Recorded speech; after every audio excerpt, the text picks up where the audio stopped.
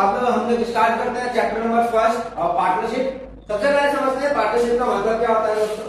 Book में क्या देख लेते हैं, partnership is the relation between the person. ठीक है, मैंने आपको बताया कि पर्सन तीन टाइप के होते हैं, एक होता है नेचुरल पर्सन, एक होता है आर्टिफिशियल और एक पर्सन जो अपने क्लास लेवल पे पढ़े होंगे वो भी पार्टनर बन सकते हैं।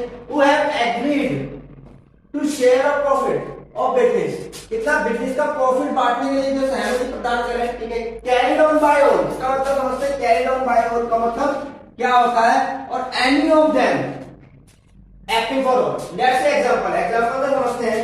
मान लेते हैं ये मैं हूं जीत सिंह और मेरे दोस्त डॉक्टर गुलशन और सिद्धू। अब मान लेते हैं हम लोगों ने एक रेस्टोरेंट खोला वसुंधरा के अंदर, क्योंकि मेरा रेस्टोरेंट भी वसुंधरा के अंदर है। ठीक है, तो मैं बता रहा हूं हमने एक रेस्टोरेंट क्या खोला, वसुंधरा के अंदर खोला। लेट्स से एग्जांपल हम तीनों इक्वली पार्टनर है और हमने क्या किया, इसमें से डॉक्टर गुलशन की विदेश में ना जॉब लग जाती है, विदेश चले जाते हैं, फॉरेन चले जाते हैं। तो दोस्तों इस बिजनेस को क्या करेंगे, हम दोनों मैनेज करेंगे या हम तीनों भी मैनेज कर सकते हैं। क्या रखा है, कैरिड ऑन ऑल का मतलब हम तीनों इस बिजनेस को चला सकते हैं या फिर एनी ऑफ देम, इनमें से कोई भी एक बिजनेस चला सकता है, हो सकता है। ठीक है, ये सिद्धू भाई साहब हमारे सिंगर है, ठीक है, ये भी शो करने बाहर चले गए, ये भी फॉरेन चले गए, बचा मैं, तो मैं भी इस बिजनेस को रन कर सकता हूं। लेकिन एक्टिंग फॉर ऑल का मतलब है मैं जो प्रॉफिट कमाऊंगा वो सभी के लिए कमाऊंगा। लेट्स से एग्जांपल ये दोनों फॉरेन में है और हमने 3 लाख रुपए का प्रॉफिट कमाया और हम इक्वली पार्टनर है। तो दोस्तों ऐसा नहीं होगा कि खाली ये प्रॉफिट मैं ही रख लूं, ये प्रॉफिट इन दोनों को भी मिलेगा। तो 1 लाख और 1 लाख। ठीक है दोस्तों, और ये बात कहां लिखी हुई है, ये बात लिखी है इंडियन पार्टनरशिप एक्ट। ये आपको ईयर 1930 और सेक्शन 4, ये बहुत इंपॉर्टेंट है। अच्छा दोस्तों स्टार्ट करते हैं। ठीक है, पढ़ते हैं features of partnership. Feature of partnership क्या है, ठीक है, ये हमें कुछ पॉइंट्स दिए हुए हैं।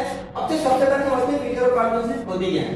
दोस्तों आप लोगों ने मोबाइल लेने जाते हो तो मोबाइल के अंदर क्या क्या चीज जरूरी है, ठीक है, क्या क्या चाहिए आपको, ऐसी पार्टनरशिप कहते हैं। जब आप पार्टनरशिप बनाते हो ना तो क्या क्या चीज आपको ध्यान देनी पड़ेगी, क्या क्या चीज जरूरी है। सबसे पहले पार्टनरशिप के लिए क्या होना चाहिए, एसोसिएशन ऑफ पर्सन। ये वर्ड एग्जाम के अंदर दोस्त क्या हो सकता है, ये ठीक है, इसका मतलब है 4 मोर पर्सन। इसका मतलब होता है एसोसिएशन का मतलब होता है ग्रुप ऑफ पर्सन। तो क्या होना चाहिए, 1 और मोर पर्सन होने चाहिए। दूसरी चीज है क्या कि प्रॉफिट शेयरिंग। अगर आपके पास आप कहीं भी पार्टनरशिप कर रहे हैं तो सबसे पहले क्या देखोगे, आपका प्रॉफिट शेयरिंग रेशियो क्या है, आपको कितना प्रॉफिट मिलने वाला है। और नेक्स्ट है carried on all or any of partner acting for all, ये मैं आपको डेफिनेशन में क्लियर कर चुका हूं। नेक्स्ट है उसके बाद लॉफुल बिजनेस। लॉफुल बिजनेस क्यों होना चाहिए दोस्त, अगर मान लेते हैं मैं गुलशन और सिद्धू एक बैंक लूट लेते हैं एसबीआई और बैंक लूटने की तय हुई कि हम बराबर पैसे को बांटेंगे। तो सोच के देखिए हम लोगों ने बैंक लूटा और हुआ क्या, गुलशन पैसे लेके भाग गया। तो क्या हम गुलशन पे केस कर सकते हैं, नहीं दोस्तों, क्योंकि ये बिजनेस क्या है, अनलॉफुल है। तो बिजनेस कैसा होना चाहिए, लॉफुल होना चाहिए। नेक्स्ट है ठीक है एग्रीमेंट। सबसे ज्यादा जरूरी किसी भी काम को आप करते हैं, ठीक है, पार्टनरशिप हो या ठीक है या फिर रेंट को रख रहे हैं, एग्रीमेंट बना रहे हैं, कोई भी एक एग्रीमेंट सबसे ज्यादा कंपलसरी होता है। नेक्स्ट है आपका एक्जिस्टेंस ऑफ बिजनेस। देखो कितने जो बिजनेस है वो पेपर्स पे होता है, एक्चुअल में होता ही नहीं। बिजनेस एक्चुअल में होना भी चाहिए। अच्छा दोस्तों इसको याद करने के लिए मैं आपको ट्रिक बता रहा हूं। मेरे को एक बात याद है, मेरा दोस्त सिद्धू है, ठीक है, सिद्धू की शादी पता कहां पर होगी, सिद्धू की शादी होगी पैलेस के अंदर। कहां पर, पैलेस के अंदर, महल के अंदर। तो मैंने इसको कैसे याद किया, देखो P for profit, A for association of person, L for lawful और A for agreement, C for carried out by all और E for existence of business. आप इसे अच्छे से याद कर सकते हैं। किस कोड से, मेरे दोस्त की शादी कहां पर होगी, पैलेस के अंदर। ठीक है, आप अपने दोस्त की शादी ऐसे लिख सकते हैं। चलिए दोस्तों आगे बढ़ते हैं। चलिए दोस्तों पहले समझते हैं कि ठीक है, सबसे पहला कोई एसोसिएशन ऑफ पर्सन 2 और मोर पर्सन। कम से कम पार्टनरशिप में कितने लोग होने चाहिए, कम से कम 2 और मैक्सिमम कितने होने चाहिए, 50। कौन कौन पार्टनर नहीं बन सकता, ठीक है, एक्सेप्ट पहली बात तो जो अनसाउंड माइंड है, अनसाउंड माइंड यानी कि जो पागल है थोड़ा सा, ये कह सकते हो आप। ठीक है, पर्सन डिस्क्वालीफाइड बाय लॉ, जिसे कानून में ही मना कर दिया है। जैसे कि जो लोग बैंकक्रप्ट हो जाते हैं तो उन्हें कानून मना कर देते हैं, ताकि जो अपना लायबिलिटी पे नहीं कर सकते, ठीक है, तो पार्टनरशिप में वो नहीं जा सकते। बहुत सारे पर्सन कानून ही मना कर देता है। अब दोस्तों एक क्वेश्चन बार बार क्वेश्चन क्या आता है एग्जाम एग्जाम के अंदर आता है क्या कि minor as a partner, yes minor partner बन सकता है, लेकिन किसके लिए? Minor can be partner in profit only, profit के लिए बन सकता है पर लॉस के लिए नहीं बन सकता। चलिए दोस्तों सेकंड पॉइंट दोस्तों दूसरा फीचर्स पढ़ते हैं। क्या यूज करते हैं? Profit sharing ratio. देखो अगर मैंने आपको बताया था प्रॉफिट शेयरिंग रेशियो एग्रीमेंट में लिखा हुआ है, अगर कहीं एग्रीमेंट में बीमा ने दे रखा है आपको, ठीक है, मेंशन करा दिया है, तो मान लेते हैं एबीसी है 50%, 30%, 20%, तो इस रेशियो में आप जितना भी प्रॉफिट होगा उसको आप डिस्ट्रीब्यूट कर दोगे। नेक्स्ट अगर कोई एग्रीमेंट नहीं बनाया, एग्रीमेंट बनाना ही भूल गया, तो हो सकता है एग्रीमेंट में बनाया तो सही, तो लिखना भूल गए, तो हो सकता है प्रॉफिट शेयरिंग रेशियो फिर आपका क्या बनेगा? इक्वली डिस्ट्रीब्यूट होगा। चलिए नेक्स्ट पॉइंट की तरफ चलते हैं। थर्ड पॉइंट स्टार्ट करते हैं दोस्तों, ये है एग्रीमेंट। देखिए एग्रीमेंट के अगर एग्रीमेंट नहीं होगा ना तो पार्टनरशिप क्या नहीं आएगी, ठीक है, एग्जिस्टेंस में नहीं आएगी। अब समझते हैं कि एग्रीमेंट कितने टाइप के हो सकते हैं, एक हो सकता है ओरल और एक हो सकता है रिटन। लेकिन रिटन एग्रीमेंट जो होता है, ठीक है, उसको बोलते हैं पार्टनरशिप डीड। और रिटन एग्रीमेंट जो होता है, written agreement is the treated as a good evidence in the court, सबसे ज्यादा बेटर एविडेंस जो होता है राइटिंग में वो कोर्ट में माना जाता है। नेक्स्ट पॉइंट की तरफ चलते हैं दोस्तों। 4 पॉइंट समझते हैं। जैसे कि मैंने बताया था, ठीक है, business can be carried on by all or any of partner acting for all. अब इसका मतलब क्या है दोस्तों कि यहाँ पर एक लाइन है, ठीक है, मैं ऑलरेडी समझा चुका हूँ, पार्टनर्स आर एजेंट। एजेंट का मतलब आप समझ सकते हैं, सर्वेंट बिल पीपल की बात है। पार्टनर क्या है, ठीक है, बिजनेस के लिए एक ब्रोकर भी होते हैं, ठीक है, और वो प्रिंसिपल यानी कि ओनर भी होते हैं, ठीक है।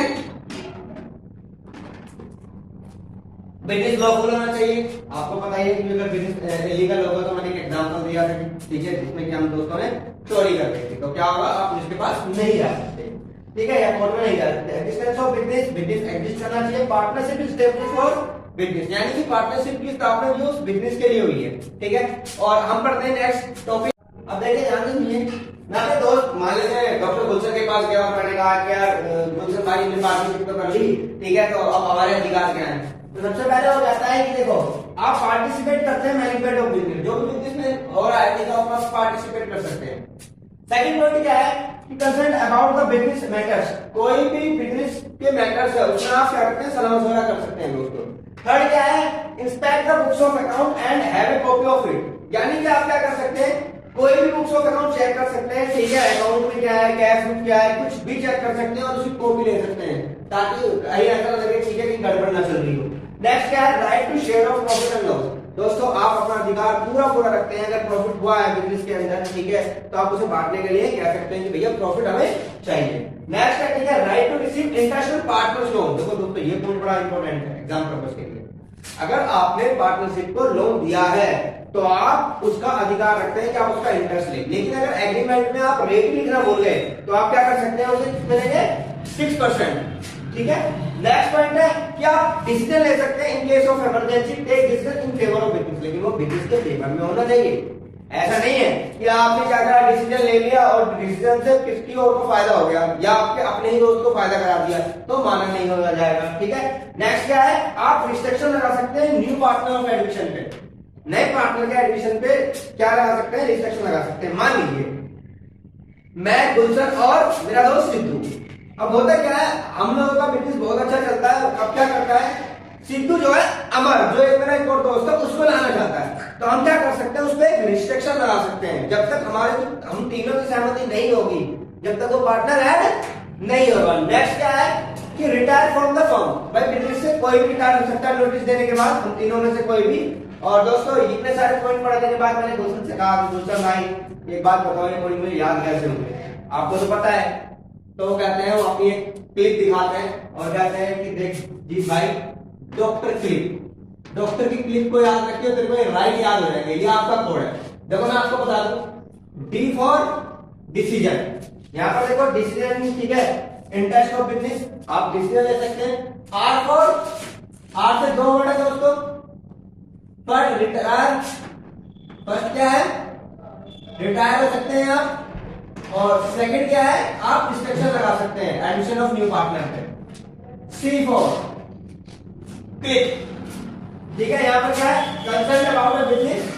L for partners loan, I for inspect the books of account, और पी फॉर, पी से भी 2 वर्ड है, पी फॉर पार्टिसिपेट कर सकते हैं, और pro for profit sharing ratio. तो दोस्तों मिलते हैं नेक्स्ट टॉपिक की तरफ चलते हैं दोस्तों। पढ़ते हैं हम लोग पार्टनरशिप डीड। पार्टनरशिप डीड क्या होती है समझते हैं। It is the written document containing detail of partnership. ये एक रिटन डॉक्यूमेंट होता है, एग्रीमेंट होता है दोस्तों। इसके अंदर ना आपको पार्टनरशिप की डिटेल मिलेगी। कैसे मिलेगी? इसके अंदर मिलेंगे कंडीशन ऑफ पार्टनरशिप क्या होती है, रूल्स और रेगुलेशंस क्या होती है। आपको मैं बता दूं कुल मिला के 20 है। ये जो आपकी कंडीशंस हैं ये क्या है, आपके 20 पॉइंट्स हैं। अब आपको 6 पॉइंट्स याद रखने हैं, फिर भी एक बार मैं आपको 20 पॉइंट्स बता देता हूं। जैसे कि सबसे पहले डिस्क्रिप्शन ऑफ पार्टनर। भाई डिस्क्रिप्शन ऑफ पार्टनर में नाम होगा, पार्टनर का एड्रेस होगा, ठीक है, और उनके फोन नंबर वगैरह भी हो सकते हैं। डिस्क्रिप्शन ऑफ पार्टनरशिप फॉर्म, भाई कोई भी पार्टनरशिप फॉर्म के ठीक है क्या होगा, वही नाम होगा, प्लेस होगा। अब देखा प्रिंसिपल प्लेस ऑफ बिजनेस, भाई बिजनेस कहां से स्टार्ट हुआ है, कहां पर होता है ऑफिस, ठीक है, ये आपको बताना है। नेक्स्ट है नेचर ऑफ बिजनेस, भाई कौन सा आप सर्विस देते हैं या मैन्युफैक्चरिंग करते हैं, ठीक है, या फिर मेडिकल का बिजनेस है, किस टाइप का बिजनेस आप कर रहे हो आपको बताना पड़ता है।